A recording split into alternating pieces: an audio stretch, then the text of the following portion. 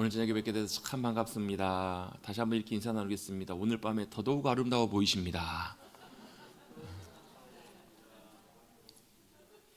여러분 옛날에 그런 유명한 일화가 있잖아요. 뭐 눈에는 뭐가 보인다고. 근데 하나님께서 누구를 바꾸시냐면 세상을 바꾸시기 전에 저와 여러분을 먼저 바꾸시기를 원하세요.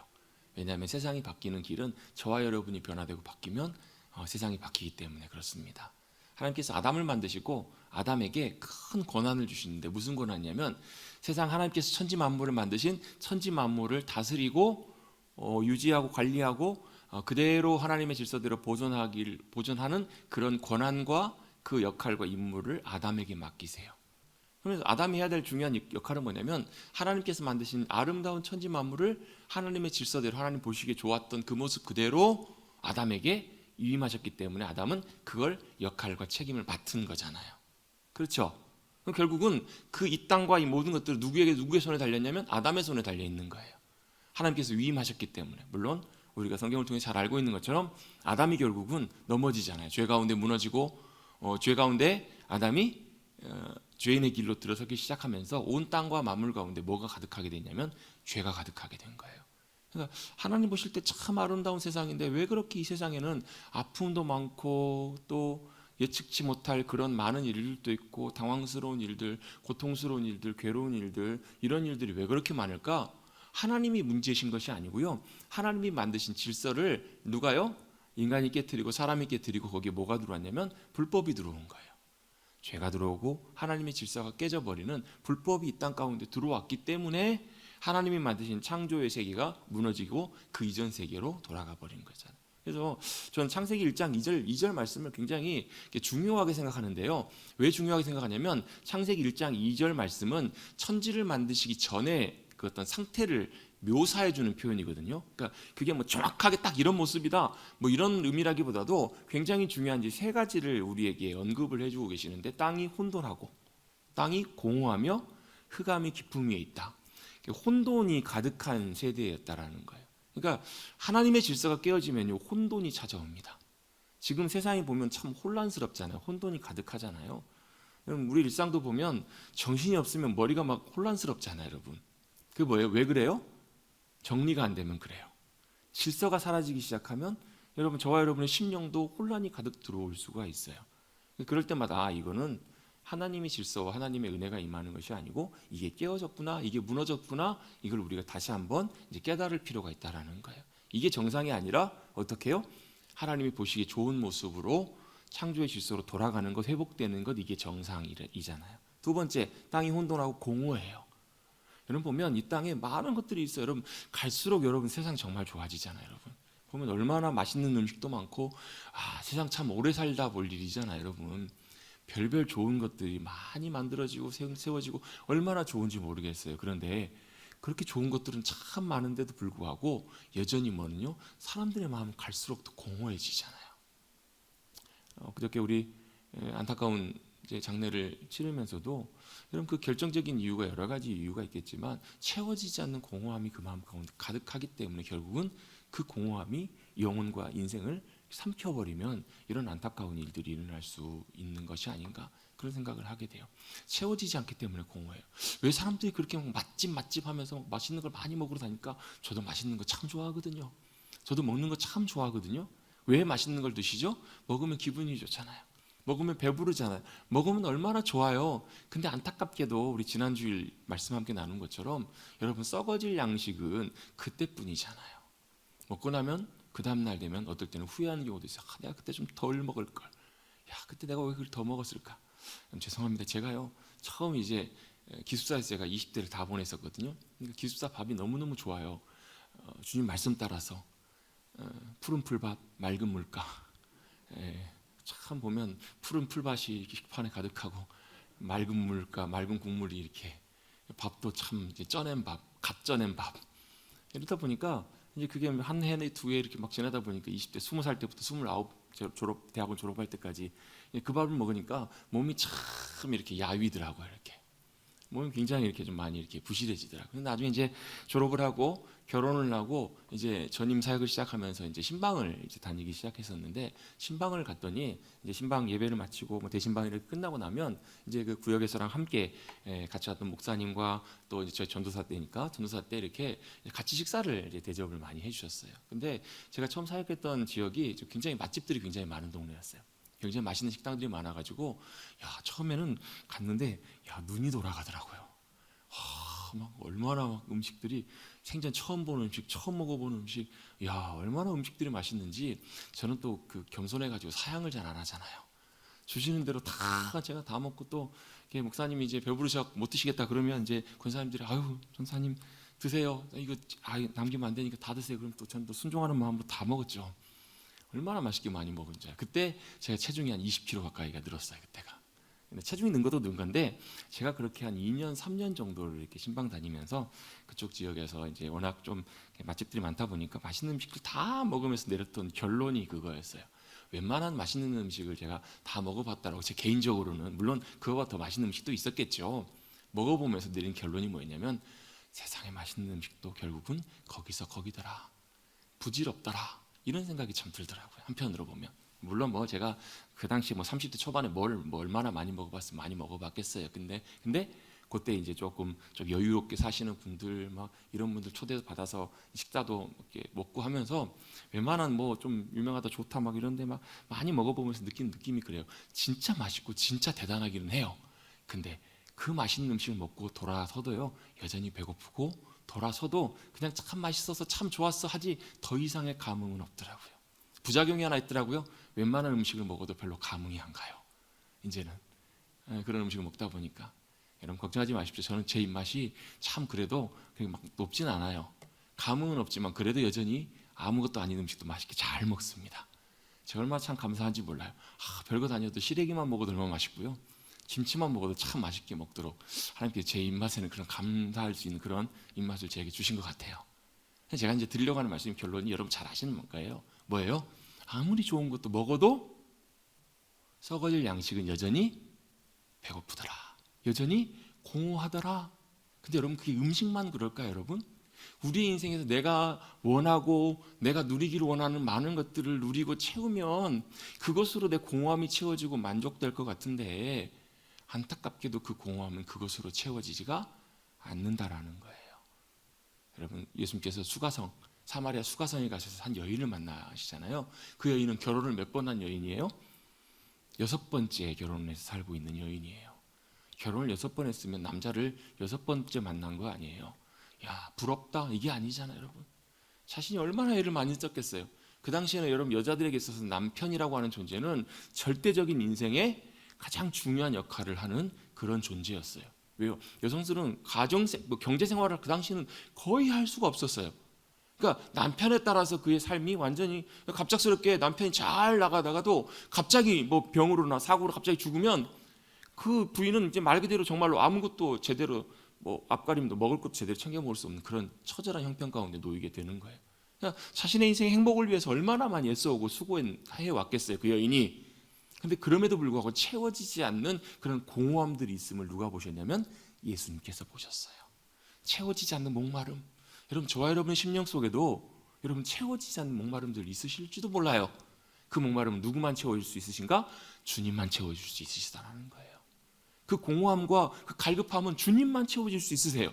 왜요? 창조 이전의 상태는 공허함이, 땅이 혼돈하고 공허함이 가득한 그 역사였기 때문에, 여러분, 인간의 이 창조 역사가 깨어졌다는 것은 다시 그대로 돌아가 버린 거거든요. 또 흑암이 깊음 위에 있다라는 말은, 이 깊음 위에 있다, 이 태움이란 말은 뭐와 같은 말이냐면 무저갱이라는 말이 같은 말이에요. 무저갱이라는 말이 없을 저 바닥, 갱, 구멍, 끝이 없는, 바닥이 없는 갱도 구멍을 말하는 거예요.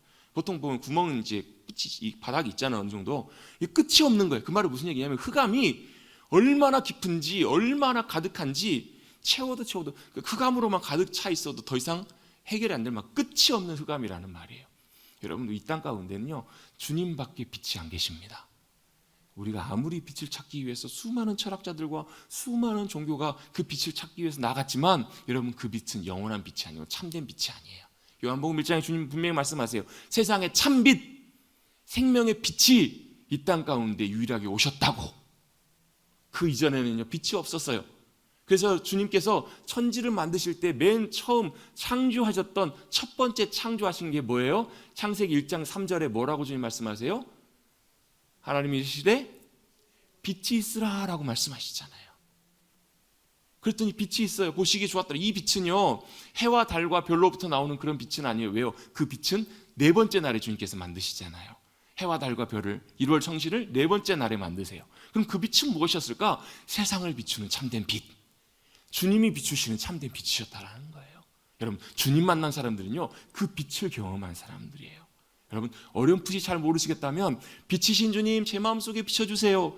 빛이신 주님 제 마음속에 찾아봐 주세요. 제가 예전에 아주 오래전 한 15년 전 그때쯤에 신방을 갔는데 그분이 참 사실은 뭐 큰 시장에서 중개인 역할을 하면서 사실 굉장히 돈을 많이 버시는 분이셨는데 나이도 별로 많지도 않으셨던 걸로 제가 기억해요. 한 40대 중후반 정도 되셨던 분으로 기억하는데 굉장히 막 우울증처럼 이런 정신적인 정서적인 공격을 굉장히 많이 받으셔서 너무너무 힘들어 하시는 그런 분이셨어요. 신방을 가고 기도하고 예배를 드리면 제 마음속에 문득 떠올랐던 생각이 있어요. 아, 저분의 마음의 심령의 방에 커튼을 걷어드려야 되겠다. 그러니까 마치 그분에게는 이 커튼이 쫙 쳐져 있는 것 같은 그런 느낌이 제 마음속에 들었어요. 왜요? 빛이 비춰져도요, 커튼이 딱 가리고 있으면 빛이 안 들어오잖아요. 그럼 빛이 비춰지기 위해서는 어떻게 해야 돼요? 커튼을 쫙 쳐야 되잖아요. 열어야 되잖아요. 그래야 빛이 비춰지잖아요. 주님, 저분의 심령 속에, 저분의 마음에, 영혼에 커튼을 가려져 있는 장막을 걷어주시고 주님이 빛으로 그 심령 속에 임해 주세요. 여러분, 이렇게 기도가 제 마음속에서 나오더라고요. 이게 여러분 한 번 해가지고는 안 되고요, 계속 반복적인 그런 영적인 끊임없는 시도들과 노력들이 필요해요. 왜요? 그렇게 주님의 빛이 우리 심령 속에 비춰져야 어둠이 사라지기 때문에. 어둠은요, 어둠 자체가 존재하는 것이 아니라 빛이 없는 것이 어둠이에요. 빛이 가려지면 여러분, 저와 여러분의 심령 속에도 어둠이 역사할 수 있을까요? 없을까요? 있어요. 왜 여러분 우리가 범죄하면, 죄를 지으면 빨리 주님 앞에 그 죄를 버리고 돌이켜야 되는가? 우리가 범죄하게 되면요, 그 죄가 우리를 덮어요. 그래서 빛으로부터 우리를 방해해요. 장애물이에요. 그러니까 우리가 여러분 죄를 짓고 하나님 앞에 회개하는 것은요, 여러분 거듭난 그리스도인들의 회개는요, 하나님을 알지 못해서 처음 주님께 믿음으로 돌이켜서 주님이 내 모든 죄를 사하시고 하나님의 자녀 삼아주기를 원합니다. 이 기도의 이 회개하고는 좀 다른 차원의 회개예요. 무슨 말이냐면, 우리가 처음 예수님 믿을 때는 내가 죄인임을 믿음으로 주님 앞에 깨닫고 고백하고 내 죄에 대해서 주님께서만 해결할 수 있는 나의 구원자이심을 믿음으로 고백하여서 그 주님을 나의 주님으로 영접합니다. 모셔드립니다. 죄인 된 내 가운데 주님께서 와주시옵소서. 그렇게 영접하고 내가 뭐가 되는 거예요? 하나님의 자녀로 거듭나는 거예요.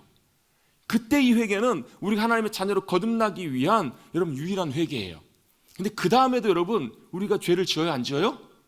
죄를 지어요. 근데 이때 다음은 좀 달라요. 이런 거예요. 우리가 하나님의 자녀가 됐다는 얘기는 자식이 잘못하고 죄를 지으면 어떻게 해요? 그 문제는 누구에게 해결해야 돼요? 일단은 아버지하고 해결할 문제라는 거예요. 집에 딱 갔는데 아이가, 아버지 자주 드리잖아요. 아버지가 아끼는 화병을 장난치다가 그렇게 조심하라고 했는데 쨍그랑 깨뜨렸어요. 이 아이가 어떻게 해요? 나는 이제 죽었다 그러면서 그 화병을 몰래, 아버지 몰래 감췄어요. 다 파편을 다 치웠어요. 해결이 돼요, 안 돼요? 해결 안 되잖아요. 어떻게 해야 해결이 돼요? 아버지한테 이실직고 해야 돼요. 아버지한테 이실직고 하면 어떻게 돼요? 다리 몽둥이는 좀 부러질 수 있겠죠. 근데 그렇다고 해서 그 아들을 호적을 파버려요, 안 파버려요? 그렇다고 그 자식 버려요, 안 버려요? 물론 그 아버지에게 있어서 그 자식보다 그 화병이 더 중요하면 자식도 버릴 수 있어요. 근데 그건 비정상적이에요. 그럴 부모님은 거의 안 계세요. 속은 상하시겠죠. 마음은 아프시겠죠. 화는 좀 나실 수 있겠죠. 그래도요, 자식은 안 버리신다는 거예요. 근데 이 아들이 아버지가 알면서도 어라 이거 봐라, 이 화병 깨트렸나 보네. 근데 이 아들이 말을 해요, 안 해요? 아무 일 없었다는지 말도 안 해요. 근데 어떻게 아들의 속은 어때요? 아버지 앞에 나갈 때마다 얼마나 죄스러워요. 얼마나 마음에 불편한 것들이 있어요. 뭘 해결해야 돼요? 이 문제를 해결해야 아버지와 아들의 관계가 다시 회복이 되는 거예요. 그러니까 우리 믿는 그리스도인들이 범죄하면, 죄를 지으면요, 뭐가 문제 생기냐면 하나님과 우리 사이에 장애물이 생겨요. 그래서 이걸 빨리 해결하고 치워버리는 것이 하나님께서 우리를 기뻐하시는 모습이라는 거예요. 왜? 그래야 하나님과 우리 사이에 가로막고 있는 것들이 해결이 되잖아요. 풀어지잖아요. 아멘? 그래서 여러분 좀 이 회개 차원이 좀 달라요. 우리가 주님 앞에 요한일서 1장 9절 말씀처럼 우리가 우리 죄를 자백하는 게 이래서 중요한 이유예요. 자백하지 않으면 우리가 버림받는다. 그건 다른 차원의 문제고요. 그 이전에 하나님과 우리 사이에 뭔가 문제가 가로막고 있기 때문에 뭐가 역사하기 쉬운 거예요? 어둠이 우리 가운데 역사하기 쉽기 때문에 그래요. 흑암이 우리 가운데 역사하기 쉽기 때문에 이걸 처리하고 치워버리는 거예요. 하나님 앞에서. 그래서 어떻게 해요? 우리가 우리 죄를 자백하면 하나님은 어떠시다고요?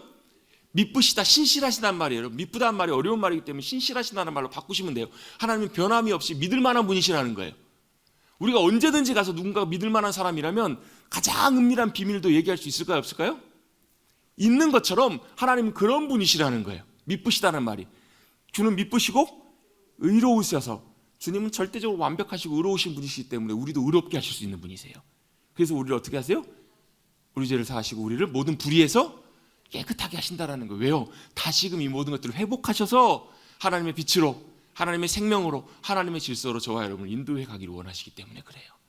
그 모든 어둠의 권세로부터 주님께서 우리를 자유케 해주시고 끌어내주시기 위해서 주님께서 그렇게 하기를 원하신다는 거예요. 여러분, 이게 원래 하나님의 창조의 역사이고 주님이 만드신 이 땅의 하나님의 창조의 원리입니다. 아멘. 그런데 어때요? 이게 깨어지니까 온 땅 가운데 어둠이 가득해요. 이게 깨어지기 시작하니까 여러분, 세상은 정말로 어둠이 가득한, 여러분 헤아릴 수 없는, 그래서 누가요? 하나님께서 저와 여러분을 부르신 거예요. 하나님께서 누구를 원래 만드셨어요? 아담을 만드셨는데 아담이 무너졌잖아요. 아담이 깨어졌잖아요. 근데요, 그런 아담을 향해서도 하나님께서 소망과 기대를 두세요. 그게 바로 뭔가 창세기 3장에 남아있는 하나님의 언약이에요. 자, 우리가 지난 시간 첫 시간에 뭘 나눴냐면 성경은 뭐다? 하나님의 말씀이다. 같이 한번 해보겠습니다. 성경은 하나님의 말씀이다. 성경은 하나님의 말씀이다. 성경이 뭐라고요? 하나님의 말씀이라고요. 모세가 썼고 바울이 썼고 다윗이 썼고 여러 사람들이 썼지만 그게 왜 하나님의 말씀인가? 성령님께서 그들의 마음을 감동하셔서 글 쓸 내용들을 생각나게 하시고 그들을 주관하셔서 하나님이 원하시는 말들을 뭐하게 하신 거예요? 받아 적게 하신 거잖아요, 쉽게 말하면. 그래서 성경은 저자라고 하지 않고요, 성경은 기자라고 보통 표현을 해요. 쓴 사람들. 성경의 저자는 누구세요? 하나님이세요. 보셨어요? 보셨어요? 제가 그 얘기 지난주에 말씀드렸잖아요. 그 짜장면 배달하러 와가지고 짜장면 배달한 청년이 목사님이 성경을 읽고 있으니까 그 책 무슨 책이에요? 성경. 성경 누가 썼어요? 하나님이 쓰였지? 에이, 거짓말. 못 믿잖아요. 왜 못 봤으니까. 그럼 네 이름 누가 지어줬어? 아버지가요. 에이, 거짓말. 봤어? 그럼 우리는 못 봤어요. 근데 어떻게 알아요? 살아계신 하나님께서 살아계신 성령님을 통하여 그들의 마음을 감동하셔서 성경을 기록하게 하셨고, 더욱더 놀랍고 감사할 일은 여러분, 수천 년이 지난 지금 우리가 이 성경을 읽으면서도 왜 이게 하나님의 말씀임을 알아요? 하나님은 살아계시기 때문에 그래요. 살아계신 하나님이 지금도 여전히 이 성경을 통해서 또 우리가 기도할 때 우리의 마음에 성령님께서 감동하셔서 여전히 뭐 하세요? 말씀하신다라는 거예요. 그래서 우리가 이게 하나님의 말씀이심을 알아요. 여러분 참 놀랍지 않으세요? 여러분 그런 은혜가 임하기를 축복합니다. 성경을 통해서 하나님께서 나에게 말씀하시는구나. 여러분, 이 말씀하신다라는 말은 누구야? 이게 아니라고. 여러분, 물론 이렇게 말씀하신 경우도 정말 간혹가다 있지만 이렇게 말씀하신 경우는 정말 특별한 경우에 많이 그렇지 않아요. 어떻게 해요? 성령님께서 우리의 마음을 감동하세요. 우리의 마음을 움직이세요. 우리의 마음 속에 놀랍게 역사하신다니까. 어떤 경우에는 저는요, 예전에 그런 경우 한 적이 있어요. 성경의 말씀이 글이 막 튀어나오듯이 이렇게 보인 적이 있어요. 성경의 말씀을 읽는데 지금 저에게 제 마음속에 말씀하시는 것처럼 귀로는 안 들리지만 마음에 감동하셔서 그게 얼마나 크고 놀랍고 감격스러운지 그 말씀을 읽다 펑펑 운 적이 있어요. 여러분 성경 말씀 읽다 펑펑 운 적 있으시죠? 예, 있으신 줄로 믿습니다. 그게 뭐예요? 그 순간에 감동하시는 거예요. 우리의 마음을. 여러분, 감정적인 차원이 아니라 이런 거예요. 누군가가 나에게 정말 힘들고 정말 지치고 많이 어려워하고 있는데 그때 누가 와가지고 당신 정말 사랑합니다. 당신 정말 참 귀한 존재입니다. 이렇게 말 한마디 해주면 어떤 순간에 보면요, 그 마음에 감동이 돼서 마음이 무너지는 경우가 있어요. 그런 경험 해보신 적 있으시죠? 인생을 잘 삽시다. 누군가가 여러분에게 그런 위로의 말 한마디, 여러분 따뜻한 말 한마디가 그렇게 큰 감동과 힘과 위로가 될 경험을 별로 해보신 적이 없으신 것 같아요. 여러분 꼭 우리 집에 가셔가지고 그렇게 한번 해보십시오. 사랑하는 우리 배우자에게 또 사랑하는 우리 가족들에게 사랑하는 사람들이 꼭 한번 그렇게 말 한마디 건네보세요. 여러분, 주님이 그렇게 하셨거든요. 주님께 저와 여러분께 말씀하셨거든요. 어떻게 해요? 하나님이 세상을 이처럼 사랑하사 얼마만큼 사랑하셨는가. 이처럼 사랑하신 그 사랑이요, 구약 성경에 가득 담겨 있어요.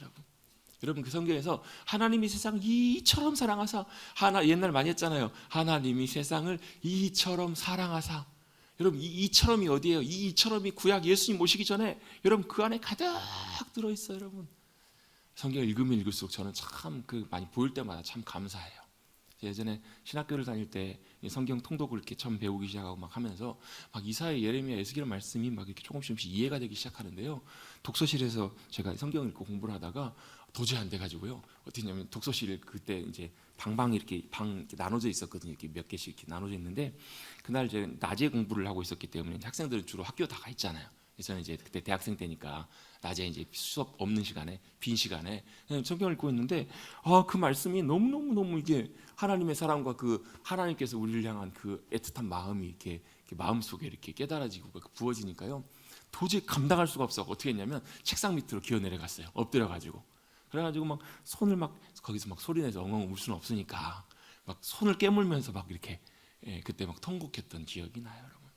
여러분 물론 그 이후로 뭐 많이 그렇지는 않았어요. 특별한 그런 하나님의 은혜이고 기회 경험이기도 하지만 여러분 그 큰 사랑, 하나님 말씀하신 그 사랑이 여러분 아마 잊어버려서 몰랐을 수도 있고 지나갔지만 여러분 지금 떠오르지 않아서 그럴 수도 있지 순간순간마다 여러분 보이지 않는 하나님의 말씀하심으로 감동으로 사랑의 손길로 여러분에게 분명히 말씀하셨어요. 여러분 하나님께서 말씀하실 때는요 우리가 어떤 육성으로 들려줄 때도 있지만 때때로 어떨 때는 하나님의 그 말씀하심이 하나님의 사랑의 따뜻한 손길로 나타날 때도 있고요, 환경과 상황을 통해서 하나님께서 우리에게 말씀하실 때도 있고요, 우리의 심령 속의 생각 속에도 그렇게 말씀하실 때도 있다라는 거예요. 왜요? 하나님 살아계시기 때문에 그래요. 살아계셔서 지금도 여전히 영원토록 함께 하시고 말씀하시는 하나님이시기 때문에. 하나님 살아계심을 어떻게 알아요? 살아계시기 때문에 말씀하시는 거예요. 하나님 다른 우상과 비교할 수 없는 분이신 것이 하나님 살아계시기 때문에 여전히 우리에게 말씀하세요. 또 수천 년이 지났음에도 불구하고 여전히 여러분 많은 책들은 아무리 좋은 책도 5번 10번만 읽으면 찔립니다. 웬만한 책들은요. 근데 성경은요 여러분 수백 번 수천 번 읽어도 읽으면 읽을수록 더 달콤하고 읽으면 읽을수록 더 감격스럽고 읽으면 읽을수록 더 재밌어요. 여러분 제가 장담합니다. 그런 여러분 그 성경의 즐거움이 우리 머릿돌교회 성도님들 가운데 부어질 수 있게 되기를 주님의 이름으로 축복합니다. 그게 정말 귀한 은혜예요. 말씀이 여러분 그 시편의 다윗 고백처럼 119편 고백처럼 주의 말씀이 꿀송이처럼 달아요. 그 당시에는 제일 단 게 꿀이었거든요. 더 이상 단 게 없으니까 그만큼 달고 그만큼 내 하나님 말씀이 귀하다. 이게 여러분 깨달아지는 은혜가 우리 모두에게 여러분 필요해요. 질리지가 않아요. 그리고 또 동시대 그 시대에 말씀하신 말씀이심에도 불구하고 여전히 지금을 살아가는 우리들에게도 여러분 그렇잖아요. 여러분 한 20년만 지나도요 그때 했던 말과 그때 했던 내용들이 지금 그대로 해보려고 그러면 무슨 소리 들어요? 꼰대 소리 듣습니다.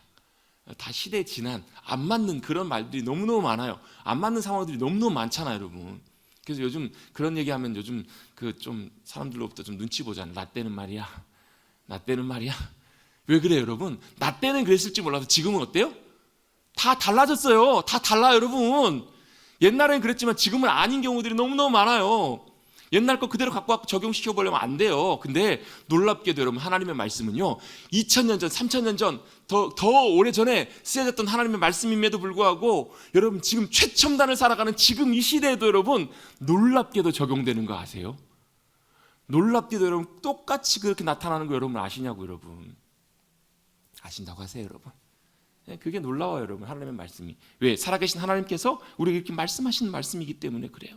여러분 그래서 여러분 우리가 성경을 읽을 때마다 여러분 우리가 항상 성경을 볼 때마다 들을 때마다 뭘 들어야 되는가? 말씀하신 하나님의 그 말씀을 들으셔야 돼요. 그것도 사모하셔야 돼요. 주님 제게 말씀하옵소서. 사무엘이 그렇게 엘리 제사장에게 배우잖아요. 말씀하옵소서 종이 듣겠습니다. 이런 자세, 이런 마음들이 우리 모두에게 필요하다라는 거예요. 왜요? 하나님 살아계시고 지금도 여전히 말씀하시기 때문에 내가 그 하나님의 말씀하심을 내가 듣지 못하면, 내가 깨닫지 못하면 사실 그냥 성경은 그냥 여기 기록된 이 성경으로 그치는 거예요, 여러분. 이 성경을 여러분 우리가 그렇게 읽는 것은요, 아무리 성경을 많이 공부하고 심지어 이 성경을 창세기 1장 1절부터 계시록 22장 20절까지 달달달 다 외운다고 해도 그건 여러분 이건 하나님의 말씀으로 우리 가운데 역사하지 못한다라는 거예요. 여러분, 성경을 통해서 우리에게 말씀하시는 살아계신 주님께서 성령님을 통하여 우리에게 깨닫게 하시고 말씀하시고 감동하시는 그 주님의 음성을 듣는 저와 여러분 우리 모두가 되시기를 주님의 이름으로 축복합니다. 그러면 어떻게 하나님께서 말씀하신다는 것은 도대체 무슨 말인가? 뭘 듣는 건가? 하나님의 마음을 우리가 알게 되는 거예요. 여러분, 사람의 말을 이렇게 우리가 들을 때, 대화를 할 때 보면, 대화할 때 제일 참 좀 답답하고 힘든 사람이 누구냐면, 말을 하는데 말의 의도를 잘 못 깨닫는 사람들이 있잖아요. 그런 사람들하고는 얘기를 많이 해도 잘 설명을 해줘도 좀 답답한 경우들이 참 많아요. 여러분이 하나님의 말씀을 읽는다, 본다, 듣는다, 하나님의 말씀을 듣는다라는 말의 의미는 뭐냐면 바로 뭐 하는 거냐면 하나님의 마음을 우리가 알게 되는 것을 말해요. 우리 성경을 읽을 때 우리는 자칫 뭘 보기 쉽냐면, 그러니까 내 입장에서만 보기가 참 쉽거든요, 성경을 보면. 그래서 내게 주시는 하나님의 말씀에서 초점이 겨울 보면 나에게 가 있는 경우가 많은데, 성경은 하나님의 말씀이라면, 성경이 하나님의 말씀이라면 어디에 초점이 가 있어야 되냐면 내 입장보다 하나님의 마음, 하나님의 의도, 하나님의 목적, 하나님의 말씀을 우리가 잘 헤아리고 아는 것이 더 중요하다라는 거예요. 그럼 편지를 읽을 때도 마찬가지잖아요. 편지를 읽을 때는 누구 입장에서, 그 편지를 쓴 사람의 의도와 입장에서 헤아리고 볼 필요가 있어요. 근데 내 입장에서만 보고 내가 이렇구나 라고 단정지어서 자칫 오해하게 되면 그 사람의 의도나 마음들을 상관없는 그런 행동들과 반응들을 할 수 있다는 거예요. 그래서 여러분, 성경은 하나님의 마음을 읽어내는 것이기 때문에, 하나님의 마음과 하나님의 의도를 아는 것이기 때문에 무엇을 말씀하고 계신가 그것을 모르면, 사실 죄송한 얘기지만 성경을 많이 읽어도 어떨 때는 읽으나 마나일 수도 있어요. 성경을 많이 읽고 들으면서도 성경이 왜 이게 우리에게 별로 이렇게 영향력이 없는가, 왜 우리 가운데 더 역사하지 못하는가, 많은 경우에 내 입장에서만 성경을 보고 듣기를 원할 때 그런 경우들이 많아요. 그래서 여러분들, 우리 성경 읽을 때는 뭐 하기 위해서 들어야 되는가? 하나님 말씀하옵소서, 이 말은요 당연히 또 뭐와 연관이 되냐면 제가 그 말씀하시면 순종하겠습니다라는 것과 같이 연결되어 있어요. 우리가 말씀에 순종하기를 원할 때, 하나님 말씀을 듣고 따라가기를 원할 때, 그래서 여러분 이 말은 무슨 얘기냐면 내가 옳은 것이 아니라 누가 옳으시다라는 것을 전제하는 거냐면 주님께서 옳으십니다라는 것을 전제하는 거예요. 여러분, 순종한다라는 것은 단순히 복종만을 의미하는 것은 아닙니다. 복종은 억지로라도 끌려가는 거잖아요. 근데 순종은 내가 순수히 따라가는 거예요.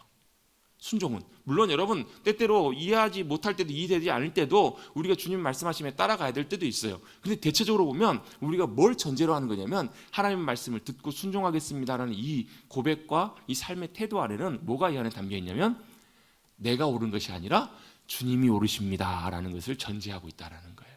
여러분, 하나님의 말씀을 대할 때, 여러분 때때로 말씀을 읽다 보면 그럴 때도 여러분 진짜 있어요. 우리가 성경 말씀 가까이 가면 가까이 갈수록 좀 불편할 때가 있어요. 좀 부담될 때가 있어요. 좀 이해가 안 되고 용납되기 어려운, 좀 받아들이기가 어려운 그런 경우들이 우리 가운데 있을 때도 있어요. 그런데 그때마다 우리가 항상 기억해야 되는 건 바로 뭐냐면 누가 오르세요? 내가 오르는 것이 아니라 주님이 오르십니다. 여러분, 혹시 말씀을 듣거나 성경을 읽다 굉장히 불편하거나 뭐가 탁 걸리는 그런 경험들 하실 때 있잖아요. 그러면 때때로 우리는 어떻게 해요? 막 이러면서 피해버려요. 그냥 막 귀를 막아버려요. 근데 그게 아니라 그게 진짜 저와 여러분에게 필요한 말씀인 경우들이 진짜 많아요. 정말 우리가 들어야 되는 말씀, 그게 정말로 하나님께서 저와 여러분을 살리시기 위해서, 저와 여러분을 더 온전케 빚어가시기 위해서. 여러분, 그 보면 지난주 찬양팀 옹기장이잖아요. 주님은 우리를 뭐라고 말씀하시냐면 토기장이라고 말씀하세요. 그리고 우리는 뭐냐면 그 손에 있는 진흙이라고 말씀하세요. 여러분, 진흙은요 토기장의 손에 빚어져야 진흙이 진귀한 그릇으로 변화돼요. 주님의 목적과 의도는 우리가 그냥 진흙덩어리로, 흙덩어리로 그냥 있는 것이 아니라 주님이 빚어가시고 만들어가기를 원하세요. 어떻게? 주님의 형상으로, 아름다운 주님의 걸작품으로. 에베소서 2장 말씀에 보면 우리는 그의 만드신 바라라는 말씀이 나오잖아요. 그의 만드신 바라는 말이 포이에마라는 헬라어 단어인데 이게 뭐냐면 걸작품이라는 단어가 있어요. 메스터피스라는 말이 있어요. 근데 주님이 우리를 뭘로 만들어가기를 원하시냐면 걸작품으로 빚어가기를 원하시는 거예요. 아멘? 제 표정을 보니까 아무도 안 믿으시는 것 같아요. 나 같은 게 무슨 걸작품이야? 예, 걸작품으로 주님께서 빚어가기를 원하세요. 만들어가기를 원하세요. 그러다 보면 어때요? 때때로 튀어나와 있는 것은 주님이 좀 밀어넣으세요. 좀 이그러져 있는 것들은 주님 바로 잡으신다니까요. 그게 쉬워요, 어려워요? 그게 쉽지는 않아요, 여러분. 때때로 우리를 빚어가시고 만들어가실 때 냅둬요. 옛날에 여러분 30년 전인가 개그 프로그램, 그런 프로 유행어 있었거든요. 냅둬요. 우리는 그런 본성이 있어요, 여러분. 주님 냅둬요. 내 마음대로 살래요. 이런 마음들이 있다니까, 여러분. 근데 여러분 주님 말씀하실 때는 때때로 내가 옳은 것이 아니라 주님이 옳으십니다. 이걸 우리가 믿음으로 전제하고 따라가는 것이 말씀에 순종하는 길이거든요. 이렇게 순종해서 나갈 때 주님께서는 우리를 냅두시지 않고 사랑하시기 때문에 더 빚어가세요. 여러분 사랑하시기 때문에 저와 여러분에게 때때로 더 큰 넘어야 될 산을 주시는 줄로 믿습니다. 사랑하시기 때문에 때때로 감당하기 참 어려운 그런 일들, 그런 상황들을 저와 여러분에게 많이 주시는 줄로 믿습니다. 진짜요? 진짜요? 참 쉽지는 않아요, 여러분. 근데 분명히 기억하십시다. 주님이 우리를 빚어가시기 위해서, 만들어 가시기 위해서 때때로 그렇게 역사하신다라는 것, 그걸 여러분 꼭 기억하시기를 간절히 바랍니다. 또 하나님의 말씀은 나를 점검해요. 나를 비추시고 검사해요. 그래서 때때로 받아들이기 싫고 인정하기 싫을 때도 있지만 하나님의 말씀이 정확하게 우리를 보게 하시고 깨닫게 하시고 우리의 상태를 점검하게 하실 때가 있다는 거예요. 여러분 잘 진단이 되어야 잘 치료가 되기 때문에 그래요. 아멘. 여러분 하나님께서는 여전히 살아계시기 때문에 성경을 통해서 우리에게 말씀하십니다. 성경은 뭐라고요? 하나님의 말씀이에요. 그러면 여러분 오늘 이제 나눌 말씀이기도 하지만 하나님의 말씀인데 도대체 하나님께서는 뭘 말씀하시는가? 뭐 아까 제가 나눴던 것처럼 하나님께서는 우리에게 하나님의 마음을 알려주시고 말씀해 주시고 하나님의 의도와 목적을 우리에게 말씀해 주시고 하나님의 길과 하나님이 어떤 분이신지 말씀해 주세요. 물론 여러분 제가 종종 정리하는 것처럼 하나님께서는 세 가지를 말씀하세요. 하나님이 어떤 분이신가, 또 하나님의 목적과 의도가 무엇인가, 또 하나님이 그 일을 이루어 가신 방법은 무엇인가. 이게 하나님께서 말씀하신 굉장히 중요한 세 가지 중요한 축이고 요소인데요. 사실 이 모든 것들을 다 사실 모아서 성경을 하나님의 말씀입니다 할 때 주님은 뭘 말씀하셨는가, 이걸 딱 한 가지로 요약해보고 정리해본다면 뭐라고 정리할 수 있는가? 하나님의 말씀은 그래서 뭐냐면 언약입니다 라는 거예요. 하나님의 말씀이 뭐라고요? 언약이라는 거예요. 약속이에요. 성경은 뭐냐면 그래서 하나님의 말씀인데 뭐에 대한 말씀인가? 약속의 말씀이라는 거예요. 언약의 말씀이라는 거예요. 성경을 한 권으로 하나로 딱 모아보면 뭐냐면 하나님의 말씀은 바로 언약이라는 거예요. 핵심적인 내용들이 바로 뭐냐면 하나님의 약속이 언약이에요. 뭘 약속하셨을까? 저도 예전에는 이렇게 성경을 많이 이렇게 설명을 드렸어요. 우리 구약이 몇 권이에요? 39권, 신약이 27권에서 39, 27 이렇게 보통 나누잖아요. 그래서 구약을 이렇게 보통 저도 이제 예전에 많이 이제 설명을 드렸어요. 구약은 예수님이 오신다. 신약은 예수님이 오셨다. 그리고 이제 하나 더 붙이면 다시 오신다. 뭐 이렇게 이제 저도 설명을 드리고 했었어요. 왜? 예수 그리스도 이 땅에 오심과 십자가의 사건이 여러분 성경에서 굉장히 중요한 가장 높은 곳에 있는 정점의 사건이긴 하거든요. 그런데 이것만 가지고는 제가 볼 때는 성경의 모든 내용들을 사실 좀 다 담고 설명하기, 이게 성경의 가장 중요한 핵심이고 가장 중요한 내용이 맞기는 맞지만 조금 더 하나님의 언약의 차원에서 놓고 본다면 조금 더 넓은 차원으로 우리가 볼 수 있는 그런 안목들도 필요하다라는 것들을 제가 말씀을 공부하면서 배워가면서 좀 보게 됐어요. 하나님의 말씀은 바로 언약에 대한 책인데, 그래서 여러분 성경을 두 개로 분류할 때 뭐라고 분류해요? 구약과 이 약은 먹는 약이 아닌 건 아시죠?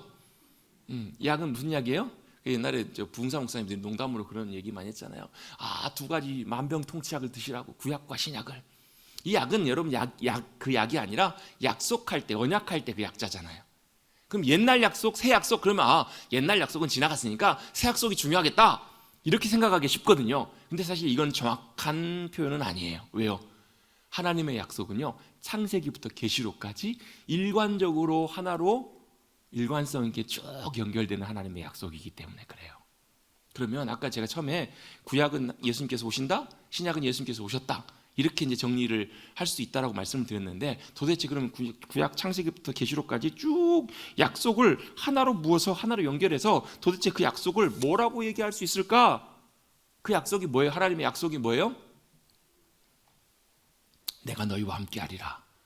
내가 너희 하나님이 되고 너희는 내 백성이 되리라. 내 자녀가 되리라. 내 사랑하는 이가 되리라. 이게 하나님의 언약의 핵심적인 내용이라는 거예요. 사실 하나님께서 천지 만물을 창조하신 목적과 이유도 이것과 그대로 연관돼요. 왜요? 하나님께서 천지 만물을 왜 만드셨을까요? 아름답게 왜 만드셨을까요?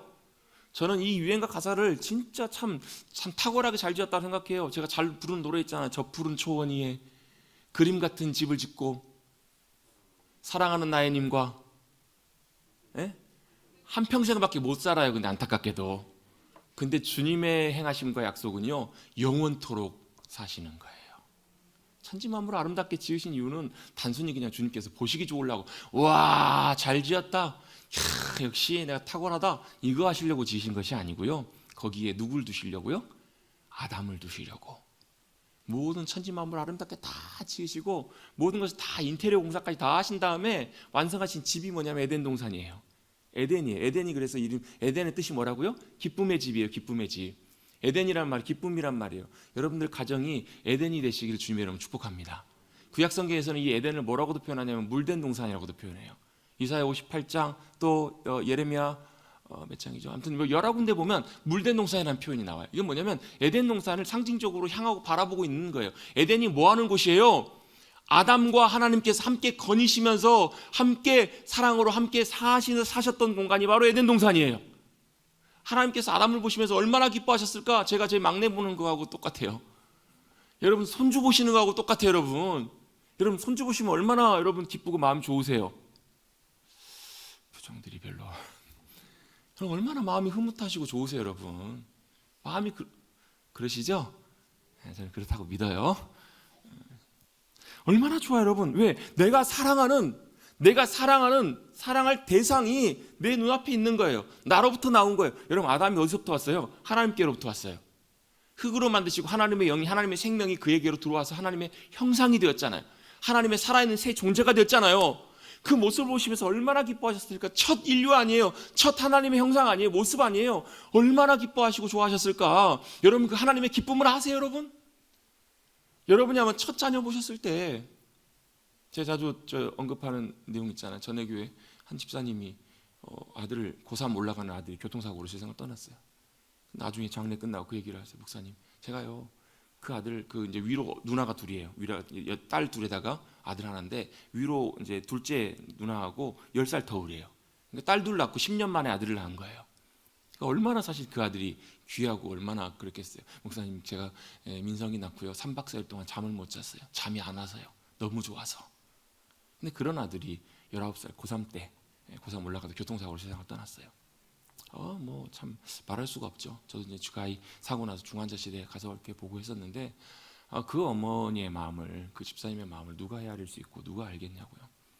그럼 얼마나 좋았으면 3박 4일, 아니요, 하나님께서 어찌 보면 아담을 만드시고 3박 4일이 아니라 어찌 보면 에덴에 거하시는 그 순간까지 계속 하나님께서 얼마나 기뻐하시고 좋았을지 몰라요. 그래서 여러분, 하나님께서 아담과 하와가 선악과 따먹고 범죄한 다음에 하나님께서 아담에게 이렇게 말씀하시잖아요. 뭐라고 말씀하세요? 아담아, 네가 어디 있느냐라고 그러세요. 여러분, 하나님께서 아담이 어디 있는지 몰라서 물어보실까요? 하나님이 아담이 어디 숨어 있는지 모르셨을까요? 하셨을까요? 다 하셨어요. 하나님께 그 아담 어디 있는지 모르셨겠어요? 근데 이 질문이 뭘 의미하는 거냐면, 야, 내 앞에서 나와 함께 해야 되는 아담이요, 도대체 왜 내 앞에 못 나오냐는 거예요. 뭐 때문에 그래요? 죄 때문에 그렇잖아요.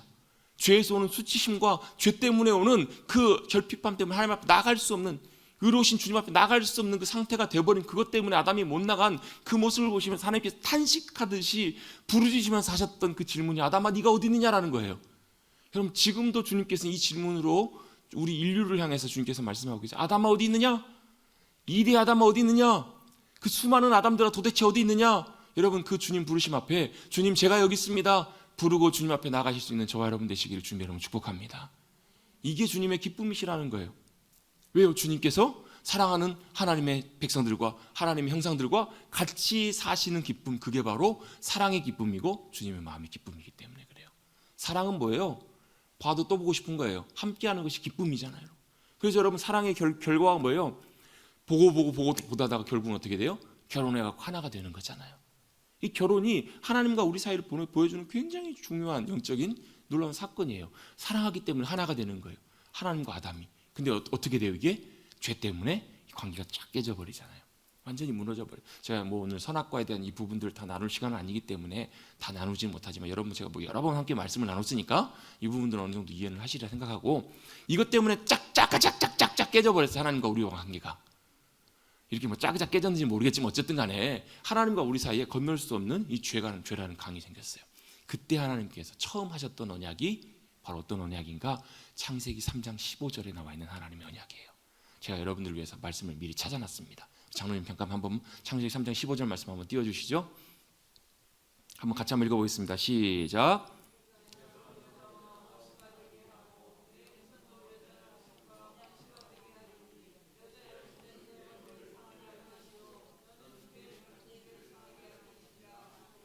아멘. 거기 보시면 에덴의 언약이라고 나와 있어요. 에덴에서 쫓겨나면서 하나님께서 쫓아내시면서 그냥 쫓아내시는 것이 아니라 약속하신 거예요. 무슨 약속을 하셨어요? 내 원수의 머리를 박살내실 거란 얘기예요. 원수가 누구예요? 사단이잖아요. 뱀이잖아요. 뱀의 머리를 박살내시려고 누구를요? 후손을 보내신대요. 근데 보통 후손이면 후손 드려야 돼요. 근데 단수가 나와요. 씨에 씨, 제라라는 말인데요. 씨라는 말이 단수로 나와요. 그 단수, 그 후손이 누구냐면 예수 그리스도, 하나님께서 보내신 예수. 그래서 뒤에 에덴의 언약에 가로치고 뭐가 나오냐면 메시아 언약이라고 제가 써놓은 이유가 거기 있는 거예요. 메시아 예수 그리스도께서 오셔서 하시는 게 뭐예요? 뱀의 머리를 박살내 버리신다는 거예요. 사망과 죽음과 저주의 권세를 주님께서 발로 발로 박살내셔서 깨트려 버리시는 거예요. 그 주님께서 부활하신 사건이 뭐예요? 사망 권세 깨트리시고 주님 부활하시잖아요. 우리를 어떻게 하나님과 관계를 갈라내고 하나님과 함께 할 수 없도록 죄가 우리 사이에 들어와 버린 그것을 주님께서는 다 박살내시고 값을 다 치르시고 다 해결하신 다음에 뭘 하셨어요? 하나님 아버지께로 다시 나갈 수 있는 길을 여신 분이 바로 메시아 예수 그리스도 그분이시잖아요. 예수님 오셔서 하신 게 그거예요, 여러분. 하나님과 다시 우리가 아버지께로 나갈 수 있는, 그래서 주님 내가 곧 뭐라고요? 길이요 진리요 생명이라고요. 나로 말미암지 않고는 아버지께로 올 자가 없다. 그 말은 무슨 얘기예요? 예수님을 통해서만 아버지께로 나갈 수 있다. 아버지께로 나오라. 어떻게 해요? 하나님의 자녀로 함께 아버지과 다시 회복되는 그 역사를 주님께서 이루어가기를 원하시는 거예요. 그게 바로 메시아 언약 첫 번째 언약이에요. 그래서 성경은 이 언약의 책, 약속의 책이라고 했을 때 이것이 제일 첫 번째 언약이라면 두 번째 언약은 뭐냐면 노아의 홍수의 언약이에요. 두 번째 한번 넘겨주시겠습니다. 창세기 두 번째 보시면 9장 11절인데요. 이건 사실 중요한 언약이긴 하지만 이건 뭐냐면 하나님께서 아담 후손들을 통해서 기다리셨어요. 기다리셨는데 결과가 어때요? 하나님과 더 가까워지는 것이 아니라 더 죄악만 가득해요. 그래서 하나님께서 어떻게 하세요? 온 땅을 물로 다 쓸어버리신 거예요. 다 쓸어버리시고 나서 하나님께서 마음 아파하세요. 한탄하시면서 노아에게 하셨던 약속이 이거예요. 내가 다시는 모든 생물을 홍수로 멸하지 아니할 것이다. 땅에 멸할 홍수가 다시 있지 않겠다라고 주님 말씀하세요. 왜요? 하나님께서 아셨던 거예요. 그들에게 소망이 없음을, 그들에게 선한 것이 없음을 아시고 이제는 내가 다시는 물로 쓸어버리지는 않을 거야. 이렇게 하나님께서 언약하셨던 노아의 언약, 무지개 언약이라고도 표현을 해요. 그리고 그 다음에 나오는 언약이 굉장히 중요한 언약인데요. 창세기 12장 1절부터 3절까지 말씀. 이건 무슨 언약이냐면 아브라함에게 하신 언약이에요. 이게 굉장히 중요한 이유는 마태복음 1장 1절이 이렇게 시작합니다. 창세기 1장 1절은 아시는데 마태복음 1장 1절은 잘 모르시죠. 아브라함과 다윗의 자손 예수 그리스도의 족보라. 예수님의 족보를 아담에서부터 시작하지 않고요. 아브라함과 다윗의 자손이라고 이렇게 축약해서 설명하시는 이유는 그만큼 아브라함과 다윗이 중요하기 때문에. 왜 중요한가? 아브라함에게 하나님께서 이 약속을 하셨거든요. 우리 잘 아는 말씀이지만 시간이 많이 갔지만 한번 읽어볼게요. 여호와께서 아브라함에게 이르시되 너는 너의 고향과 친척과 아버지의 집을 떠나 내가 내게 보여줄 땅으로 가라. 자, 첫 번째 뭐가 나와요? 땅이 나와요. 땅. 하나님께서 보여주실 약속의 땅. 그 땅이 뭐예요? 하나님께서 영광 가운데 함께 하실 그 땅이에요. 그 땅이 어디냐면 가나안 땅이고 그 땅에 제일 중요한 게 뭐예요? 시온산이에요. 예루살렘 성전이 거기에 있어요. 거기 하나님께서 영광 가운데 함께 하시겠다 약속하세요. 두 번째, 땅으로 가라. 내가 너로 큰 민족을 이루고 내게 복을 주어서 네 이름을 높이 올리실 거란 얘기예요. 너는 복이 될지라. 너 복이 된다는 말은 무슨 얘기냐면 세상 가운데 너를 통해서 하나님의 복이 흘러가게 하겠다라는 거예요. 복의 통로가 되시게 하겠다라는 거예요. 너를 축복하는 자에게 내가 복을 내리고 너를 저주하는 자에게 내가 저주하리니. 여러분 그래서요, 당당하십시오. 누군가가 혹시라도 여러분에게 칭찬하고 여러분을 축복하면 여러분을 통해서 하나님의 복이 흘러가요. 그들에게. 반대로 여러분을 대적하거나 여러분을 멸시하거나 여러분을 대적하고 저주하면요, 여러분 주님께서 우리가 주님 편에 서 있으면 주님께서 저와 여러분의 뭐가 되어주세요? 주님이 되어주셔서 우리를 저주하고 함부로 대하는 것들에서 주님이 갚으세요. 주님이 여기신다. 여러분 저와 여러분 대단한 존재들이 여러분 안 믿으시니까 그렇죠. 왜요? 아브라함에게 하셨던 언약이 아브라함에게 영적인 후손들인 우리들에게까지 그대로 이해가 돼요. 고린도후서 1장에 말씀해 보면 그리스도 안에서 다 예스가 된다라고 말씀하세요. 아브라함의 언약이 다 저와 여러분에게 해당돼요. 너를 축복하는 자에게 내가 복을 내리고 너를 저주하는 자에게 내가 저주하리니 땅의 모든 족속이 너로 말미암아 복을 얻을 거라는 거예요. 여러분 하나님의 복은 하나님의 백성들을 통해서 이 땅 가운데 흘러갑니다. 굉장히 중요한 영적인 의미가 있어요. 그래서 아브라함을 통해 누굴 세우세요? 이스라엘을 세우세요. 그리고 그 영적인 이스라엘이 저와 여러분들이에요. 혈통적으로 이스라엘은 아니지만 영적으로 믿음 안에서 한 믿음의 후손들, 하나님의 자녀가 된 우리들이 바로 이스라엘임을 여러분 우리는 기억해야 된다는 거예요. 이게 아브라함의 언약이에요. 그 다음에 나오는 언약이 뭐냐면, 한번 넘겨주시겠습니까? 그 다음에 나오는 언약이 오늘 우리가 읽었던 본문의 내용들이에요. 이 언약도 굉장히 중요한 언약이에요. 왜요? 아브라함에게 하나님께서 약속하신 대로 너희가 애굽에 가서 고생을 할 텐데 그 목적이 있어요. 애굽에서 어마어마한 큰 백성이 돼요. 70명이 몇 명이 되냐면 200만 명이 돼요. 400년 만에. 야곱의 후손들 70명이 내려갔다가 몇 명이 올라오냐면 200만 명이 올라와요. 그러면서 하나님께서 그들을 어디로 데리고 가시냐면 출애굽시키셔가지고 제일 먼저 데려가셨던 곳이 어디냐면 시내산이에요. 뭐 하시려고? 거기서 다시 한번 약속을 새롭게 하시려고. 그 하나님께서 이스라엘 백성들과 맺으신 언약이 바로 오늘 우리가 읽은 출애굽기 19장 3절부터 6절까지 말씀이에요. 여기서 이 언약 핵심은 뭔가? 내가 너희를 내게로 인도했다라는 거예요. 저와 여러분을 하나님께로 인도하신 분이 주님이신 줄로 믿습니다. 어떻게 독수리가 새끼를 낳아서 어분같이. 여러분, 저와 여러분이 교회 다니고 예수 믿게 된 거 여러분 하나님의 기적입니다. 하나님의 놀라운 크신 은혜예요. 여러분, 아닌 사람들이 얼마나 많은데, 믿고 싶은데 못 믿는 분들이 얼마나 많은데요. 여러분, 그렇거든요. 여러분, 하나님께서 저와 여러분 독수리가 새끼를 날개로 어분같이 우리를 하나님께로 인도하셨다는 거예요. 그러면서 5절 6절에 보시면 세계가 다 내게 속하였나니, 세계가 다 주님의 것이니까 너희가 만약에 내 말을 듣고 내 언약을 지키면, 하나님의 언약 가운데 있으면, 하나님의 말씀 가운데, 이 말은 뭐냐면 하나님의 언약과 말씀 가운데 거하면서 주님과 동행하면, 하나님과 함께 믿음으로 걸어가면 너희는 모든 민족 중에서 뭐가 되겠다고요? 소유가 되겠다고. 세굴라라는 말인데요, 가장 소중한 보물이라는 말이에요. 여러분, 저와 여러분이 하나님의 가장 소중한 보물, 하나님의 소유가 되시기를 주님 여러분 축복합니다.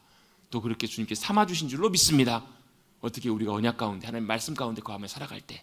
그래서 여러분, 하나님의 말씀을 지키고 순종해 살아가는 삶은요, 저와 여러분에게 복이에요. 복. 같이 한번 보겠습니다. 복이에요. 복.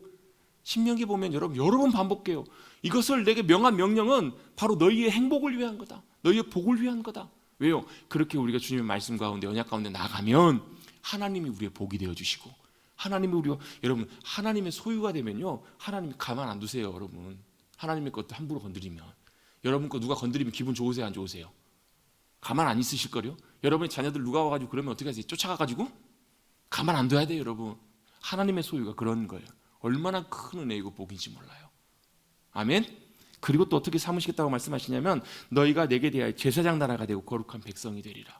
세상을 향해서 하나님이 삼으신 제사장 나라, 아까 말씀드렸던 것처럼 복의 통로가 되게 하실 것이고, 거룩한 백성, 하나님 나라의 귀한 백성으로 저와 여러분을 삼으시겠다라고 뭐 하시는 거예요?